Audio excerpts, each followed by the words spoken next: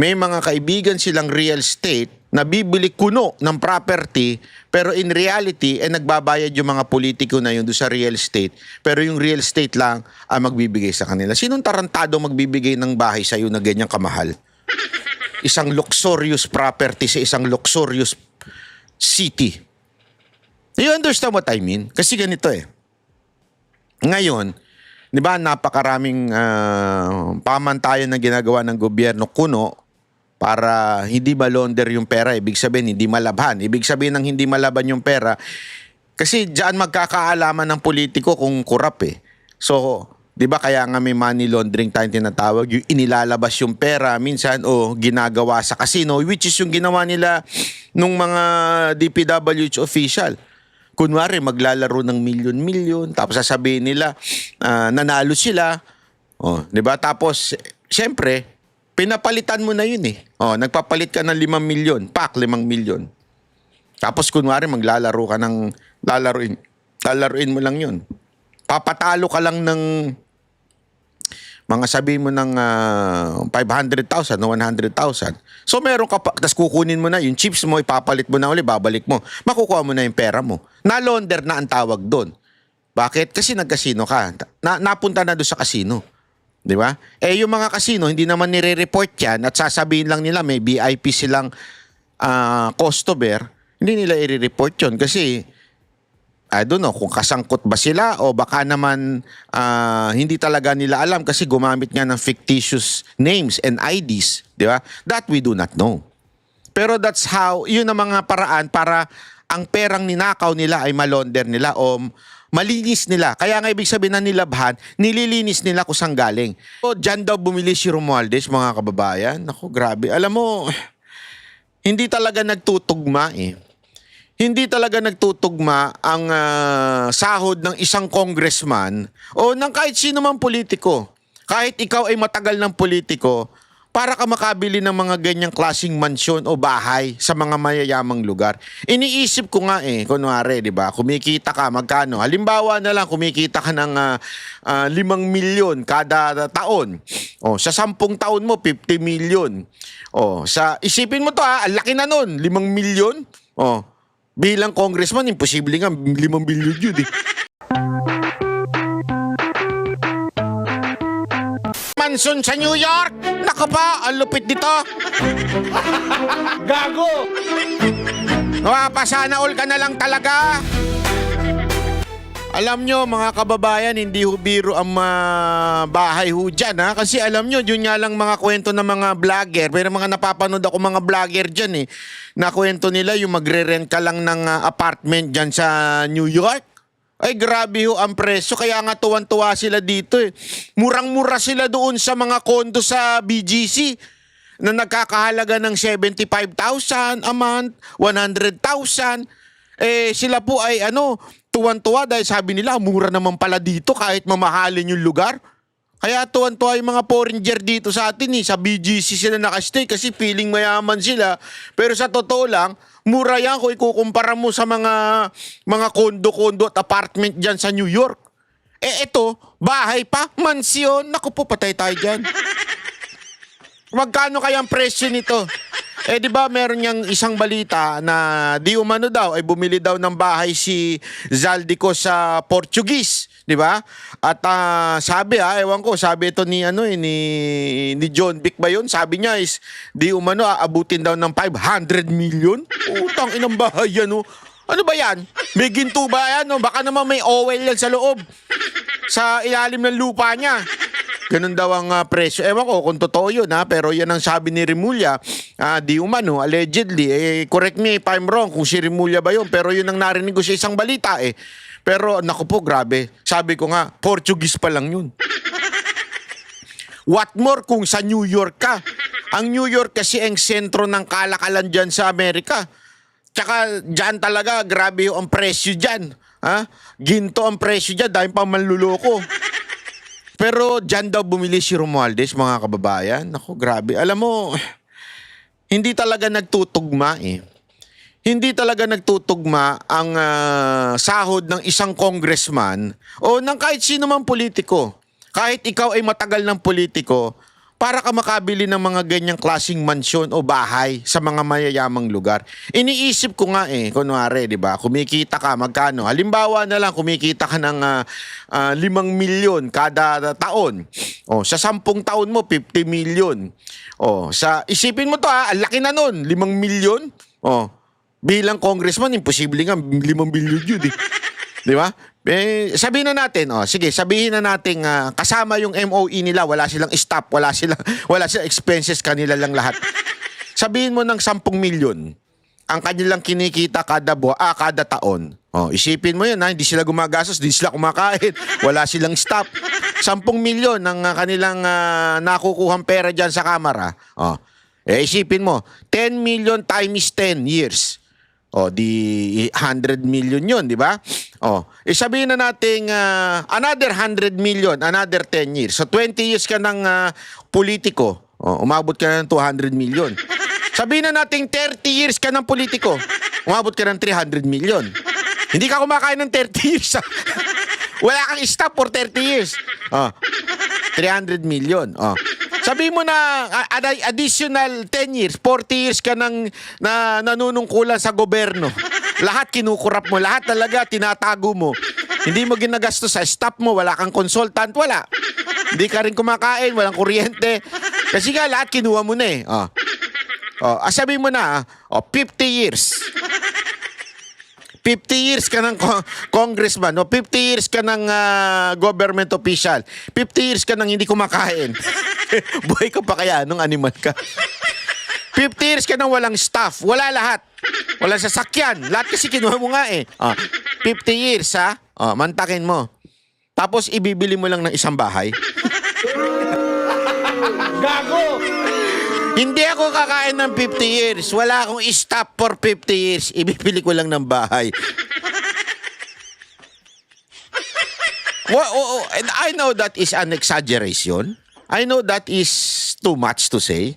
Pero akin, ina-exage ko lang. Ganong, imposible naman walang kumakain ng 50 years. Wala kang consultant, wala kang kahit na ano.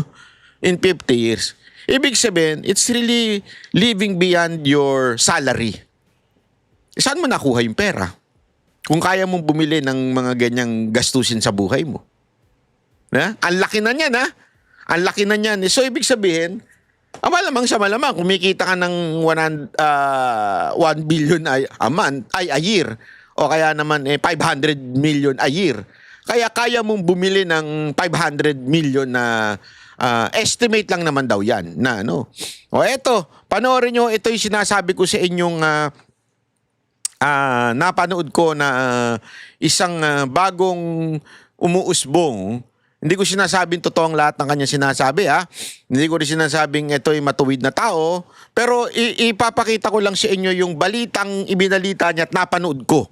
At gusto ko lang reaksyonan. Nung pinapanood ko kasi, kaya lang every time ko pinanunood, dumudugo yung ilong ko. Kaya ito, sisipon-sipon ako kasi kakapanood sa kanya, dumudugo na yung ilong ko Kasi English spokening ito Pero susubukan nating ipaliwanag sa salitang maiintindihan ng ating mga kababayan.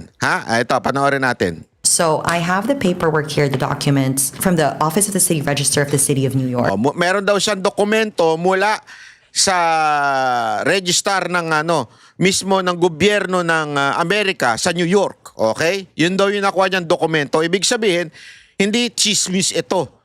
Hindi ito gawa-gawa ditong babae nito. May nakuha talaga siyang dokumento na nanggagaling doon sa loob ng gobyerno ng Amerika o sa civil registry. Which tells us that in 2024... 2024. Sino naman presidente ng 2024? Si Duterte pa rin ba? Sino? Si Marcos? Ang tanong, sino speaker nun? Si Romualdez. 2024 siya nakabili. Mantakin mo. Hindi 2022. Hindi ng mga nakaraang taon niya. 2024 siya nakabili. Hi! Ferdinand Martin G. Romualdez asked the administrator of the estate of his father, Benjamin Romualdez, acquired a property in Manhattan. On 465 Park Avenue. Naku po, ni-reveal ni ate. Pero kasi sa kanila, public document yan Kaya nga siya nakakuha. Hindi naman niya ninakaw eh. Public document yan. Hiningi niya yan. So nakakuha, merong bahay daw di umano diyan si Romualdez. Okay? Yan po yung report ng babae.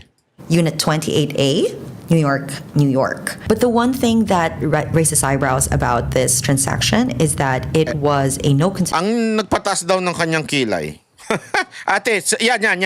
Yang ganyang itsura. Pinataas ang kilay. Yan ang ganyang itsura. Okay? Transfer. What does that mean?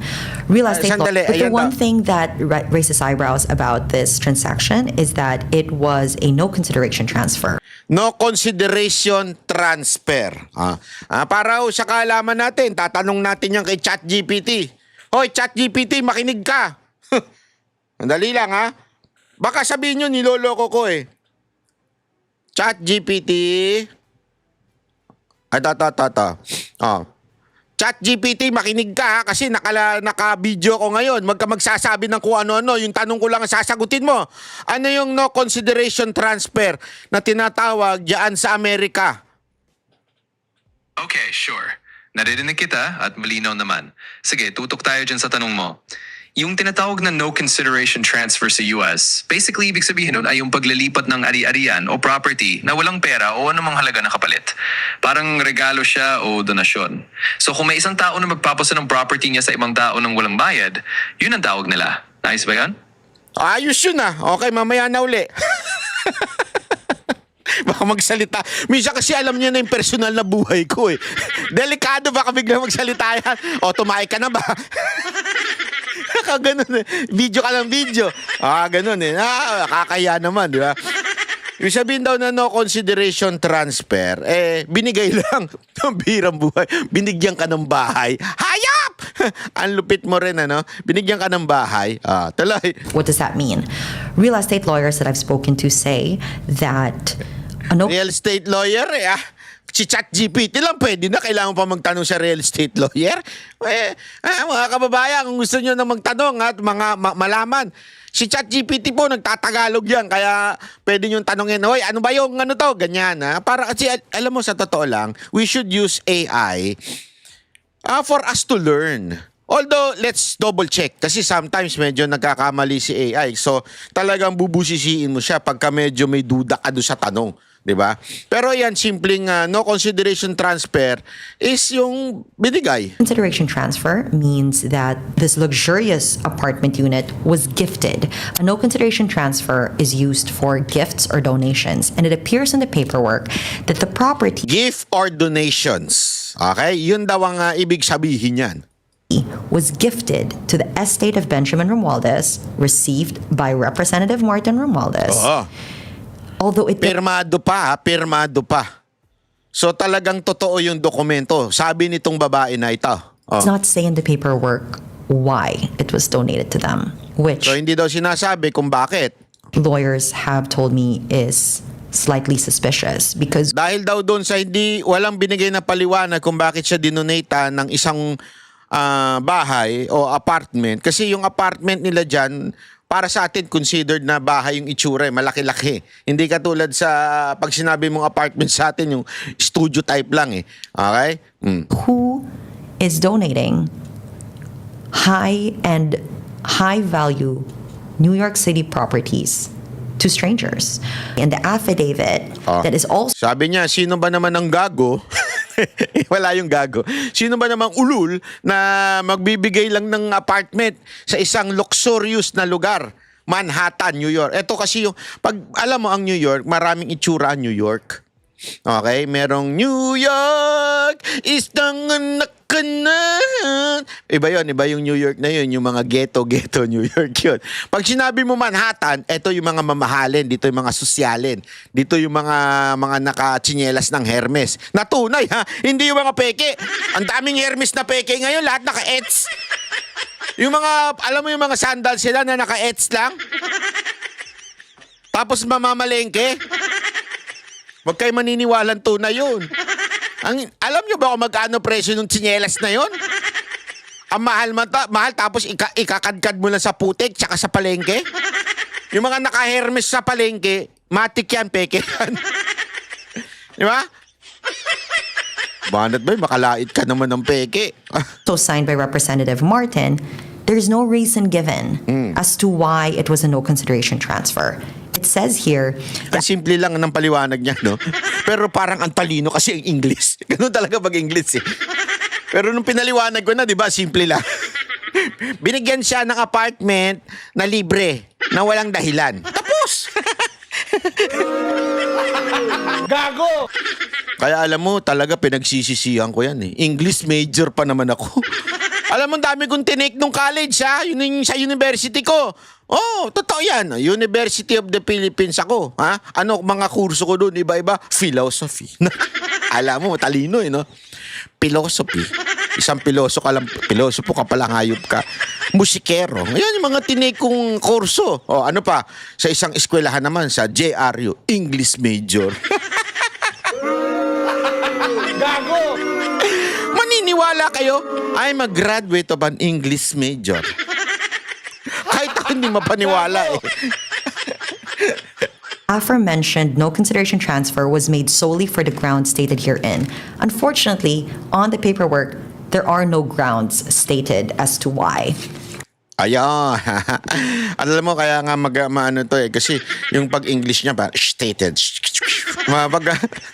Pagka-social na English, kailangan ma-S. Ma-S. Pagka medyo yung barok na English, yung, what's your name? I want to buy this Coke. Yan. Pero pag gusto mong gawin social, what's your name? I want to buy this Coke. Para ka naka-braces, ganoon. Para mas social ang dating. Anyway, mga kababayan, ito po ay sinasabi na nga natin. Hindi ko sinasabi, ladies and gentlemen, na mamahalin, no. Hindi ko sinasabi ko anong presyo ho nito, ha. Hindi ko po alam kung magkano yung presyo. Basta dyan, maliwanag ho dyan na naman. Kasi dito, sa vlog niyang ito, diniscuss niya yung property ni Martin Romualdez dyan. Sabi ko nga, sinong hinayupak ang magbibigay sa'yo ng isang mamahaling apartment o bahay dyan sa New York? Yan yung daw yung kaduda-duda na sinasabi nitong babae na ito. Kaya nga alam mo, mga kababayan, ito po ay isang revelasyon na dapat talagang pusisiin natin, maging transparent itong mga congressman natin. Diba? Itong si Speaker Romualdez ay maging isang ehemplo sana ng payak na buhay. Kasi ikaw is speaker. Bakit to? Nasa ating bataso yan. That the public officials should live a modest life. Pero bakit may mga ganyang property? Even if sabihin natin binigyan. Do we really believe na binigyan lang siya? Kasi pag binigyan, kasi tandaan nyo ito ha, baka sabihin na iba dyan, hindi naman pala pera ng taong bayan niya na. Binigay pala yan sa kanya. Yeah? But again, we have to remember, sometimes, ito, nangyayari to. I'm not saying this is what happened to this certain property. Nangyayari po yan, ang ginagawa nung iba, pagdating sa korupsyon, may ibang bibili. Yung mga kaibigan nilang, mga real estate na kaibigan nila. Bibili sila ng property. Tapos, ang gagawin nila, ibibigay nila doon sa politiko. Para nga naman, sa salin, wala silang kailangang ilagay na amount na property kasi binigay lang, no consideration. So, ibig sabihin, wala silang ginastos. So, in other words, people in the house, hindi pwedeng silipin. Kasi wala nga silang binayad. Nasa dokumento na no consideration. But, sinasabi ko not this one, not this particular. I do not know if this particular property of Martin Romualdez is ganun ang nangyari. Pero, yan ang mga palusot ng mga politiko pag gusto nilang ilaunder o mailabas yung kanilang mga pera.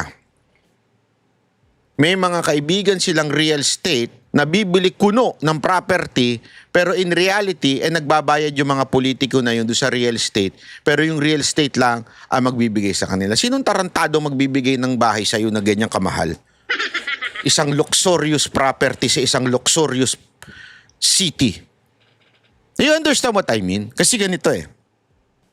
Ngayon, di ba napakaraming pamantayan na ginagawa ng gobyerno kuno para hindi malonder yung pera. Ibig sabihin, hindi malabhan. Ibig sabihin ng hindi malaban yung pera, kasi diyan magkakaalaman ng politiko kung kurap eh. So, di ba kaya nga may money laundering tayong tinatawag, yung inilalabas yung pera minsan o ginagawa sa casino, which is yung ginawa nila nung mga DPWH official. Kunwari, maglalaro ng milyon-milyon, tapos sasabihin nila, nanalo sila. Oh, di ba? Tapos, syempre, pinapalitan mo na yun eh. Oh, nagpapalit ka ng 5 milyon, 5 milyon. Tapos, kunwari, maglalaro ka ng, lalaruin mo lang yun. Papatalo ka lang ng, mga sabihin mo ng 500,000 o 100,000. So meron ka pa, tapos kukunin mo na, yung chips mo, ipapalit mo na uli, babalik mo. Makukuha mo na yung pera mo. Na-launder na ang tawag doon. Bakit? Kasi nag-casino ka. Napunta na doon sa casino. Di ba? Eh yung mga casino, hindi naman nire-report yan at sasabihin lang nila may VIP silang customer, hindi nila i-report yun kasi I don't know kung kasangkot ba sila o baka naman hindi talaga nila alam kasi gumamit nga ng fictitious names and IDs, di ba? That we do not know. Pero that's how, yun ang mga paraan para ang perang ninakaw nila ay malonder nila o malinis nila. Kaya nga ibig sabihin na nilabhan, nililinis nila kung saan galing. Kasi ngayon, halimbawa, kung hindi hubiro ito, kunwari meron kang 100 million. Hindi, pag binili mo yan, ng mga gamit katulad ng pinagagawa nila Diskaya at saka ng iba pang mga nagsoli ng kotse, malalaman at malalaman ng tao. Ay, tanginan, daming pera nito. Sa totoo nga lang, mas ligtas pa sila Diskaya. Bakit? Private sila eh. Private person sila eh. So kung ano man yung kayamanan nila, problema nila yun. Oh. Ang eto masama, pag ang mga politiko nagbibili ng mamahaling sasakyan, saan galing yun? O, kaya nga, ganito maglonder ng pera yung ibang politiko. Kunwari, kasi sa ibang bansa, meron niyang tinatawag na no consideration. Sabihin, binigay donasyon sa'yo. Tang-inang yan, binigyan ka. Eh, una-una, bawal nga sa batas yan eh. Alam niyo ba na bawal sa batas na mag-donate ka ng pera sa any government official? Pero ito, dinonate daw sa kanya. O sabihin, o kaya ibinigay lang sa kanya. So, tumanggap siya ng pera. Eh, bawal nga yan sa batas, di ba? Pero yan ang nangyari. Kasi nga, yung mga ibang politiko, that's how they launder money. Para mailabas nila yung pera nila, bibili sila ng mga property sa ibang bansa. Paano nila gagawin yun? Dadaan sila sa mga kaibigan nila. O, pabibili ka. O, bili ka ng 500 million dyan na property. O, tapos, bibigyan ka ng 2 milyon. O, ikaw, real estate ka. Tanginan yan. Inutusan lang ako, di ko naman pera yung pambili. Bibili ko yun, tapos bibigyan pa akong 2 milyon. Bonus na ako yun, perfect yun. O, gano'n ang nangyayari. Or, ang bago ngayon, ginto. Bakit? Ang ginto kasi natatago. Yung pera, ang hirap itago niyan. Yung ilang milyon, ilang mali-maleta na, hindi mo pwedeng itago lang sa bayan, baka pitikin yan ng kung sino man. O, malay mo, kumuha ka ng walker. Biglang pagising mo, pinitik na yung pera mo, di ba? Hindi naman pwedeng vault yan. Kasi sa sobrang dami, bilyon, hindi mo mailagay na sa vault yan. Diba? So, ano ginagawa ng iba? Bumibili ng ginto. Kasi isang ginto, yung may ganyan. Yung 1 million na isang ginto, yung ganyan kaliit. Ha? May ganun eh. Yung 1 million na isang ganyan. Isipin mo, sa 1 million, ang isang billion ay 1,000. So, 1,000 lang na piraso. Kayang-kaya mo ilagay ngayon sa vault yan. No? Tapos, pwede mo pang unti-unting ipuslit yan papuntang ibang bansa. Hindi naman kasi mahahalata na yan na gold yan eh. Pagka kung madami, yan, halata yan. Pero kung dadala ka lang ng 10, ipaghiwalay-hiwalay mo lagayan, hindi na mapapansin na ginto yan. At saka kung i-hand carry mo naman yung mga ginto, di ba? Hindi na mapapansin. O susuotin mo na lang, di ba? Ganun, pinapatunaw, tapos sobrang suot-suot mo lang. So what do I mean, ladies and gentlemen? There are different ways how to launder, how to clean these politicians' corrupted money. Kaya dapat nating binabantayan. Kaya nga, sinasabi nitong babae na to, questionable itong property na-acquire ni Martin Romualdez dito sa New York. Mr. Romualdez, maybe you want to answer this person, not me. I'm not the person na naglabas niyan. Itong babae na ito, to answer, how did you acquire this property? Who the hell is this person donated this property? And also, di ba there is a law, although that law applies only in the Philippines, so ibig sabihin, kung sa ibang bansa ba nag-donate, ibig bang sabihin nun, ligtas ka na sa batas na yan? Kasi may batas tayo. Ang problema, ang batas ay, yan po ay territorial. Ibig sabihin po, pwedeng hindi po yan, hindi po mag-apply sa Pilipinas. So, sana sagutin mo na lang. Kasi kung hindi, ibig sabihin, meron kang tinatago. Di ba? Sandali, asa na nga ba si Martin Romualdez? Ay ako, hinahanap ko rin. Di ko rin alam. Asa na ba ho siya? Hinahanap ko rin po wala na. Siguro. No, thank you na lang. Di ba ho? Naku, grabe talaga ang Pilipinas. Oo, nakakaawa naman. Ngayon ako. Anyway, maraming salamat po. So, may maikling reaction lamang po. Salamat po.